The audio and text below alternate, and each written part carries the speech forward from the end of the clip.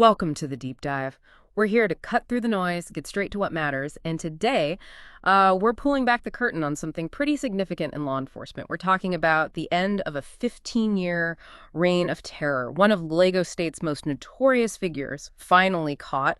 So our mission for you today, we're going to unpack a recent police report, really get into the details of how they captured this, well, truly elusive and dangerous criminal. Yeah, and you can really see the commitment to public safety in this case. It's quite clear this isn't, just another arrest on the books. It feels like a huge success, a real step forward in the ongoing fight against violent crime, the kind of crime that really threatens the security and safety of people living right across Lagos. It's a critical win, really, in a battle they've been fighting for a while. Okay, so let's talk about the man himself. Who is behind this, you said, decade-long crime wave? Our sources, the police report, they identified the central figure as Wasiu Akinwande, but he was more widely known as Olori Eso. Olori Eso. And the police, they didn't mince words. They described this guy, he's 44 years old, as, and I'm quoting here, the most wanted, vicious, and notorious hired killer and head of killers gang in the history of Lagos State in recent times. Wow. That's quite the description. It is. And apparently for years he terrorized the Mushin area of Lagos. That's a really densely populated part of the city and, the surrounding areas too. And what's really fascinating, or maybe chilling, is just how long this went on. The sheer longevity. The report says Akinwande and his gangs, they operated for over a decade, specifically from 2009 until 2024. 15 years. 15 years. And he's cited for organizing and executing, well, a whole series of things. Yeah. Armed robberies, cold-blooded murders, even kidnappings. The document actually cuts off there, but the implication is pretty clear. It points to a really comprehensive and, frankly, ruthless criminal operation. It tells you something about the persistence needed, to finally dismantle these kinds of entrenched networks. So after all that time, over a decade, operating under the radar, how did they finally get him? The report mentions tactical squad operatives, Lagos State Police Command.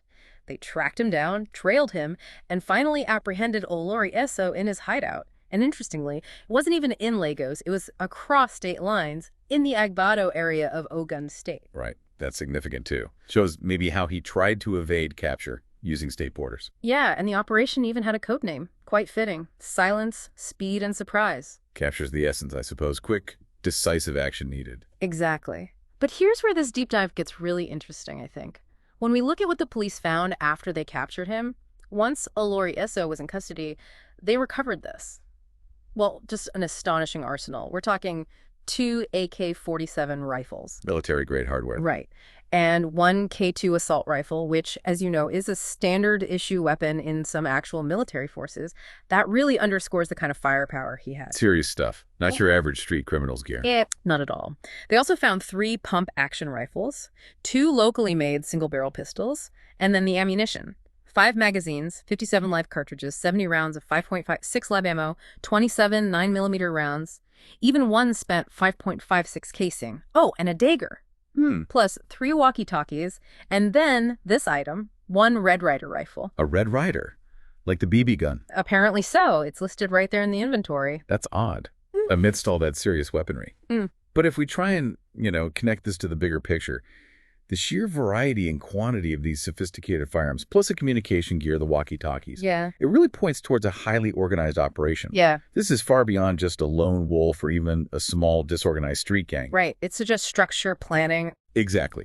The different weapon types might even suggest maybe specialized roles within his gang, or perhaps the capacity to arm different crews for different kinds of jobs. And that Red Ryder, well, it's certainly an anomaly, isn't it? It really makes you wonder, was it like a trophy, a personal keepsake, or maybe something just mundane mixed in with all the high-stakes crime stuff? A strange detail. It adds a kind of peculiar human touch, almost, to what's otherwise a pretty chilling inventory. And then there were the passports. You mentioned those earlier. Ah, yes.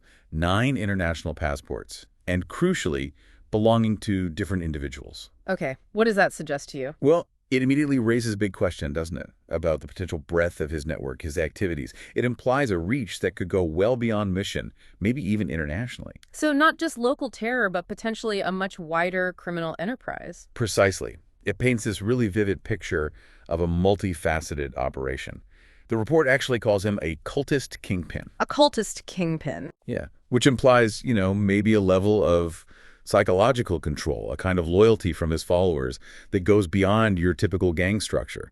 It suggests this wasn't just about controlling territory, but maybe about financial gain through pretty much any means necessary. Yeah. Ruthless pragmatism. So, wrapping this up then, what does this deep dive really mean for you listening in? We've seen the capture of this long-sought criminal kingpin, Olori Eso, and the discovery of his really formidable resources.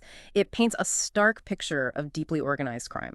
I think this success story in Lagos really highlights first the persistent and complex challenge that organized crime poses. It's not easy to dismantle, but it also shows the crucial role of sustained, targeted police operations.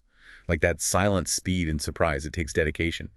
And, it really makes you think about the hidden infrastructure, what supports such long-term criminal endeavors. Yeah. How deeply can they become embedded within a community before they're rooted out?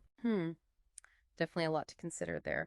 About those silent battles being fought for public safety and just the sheer layers involved in a criminal enterprise like this.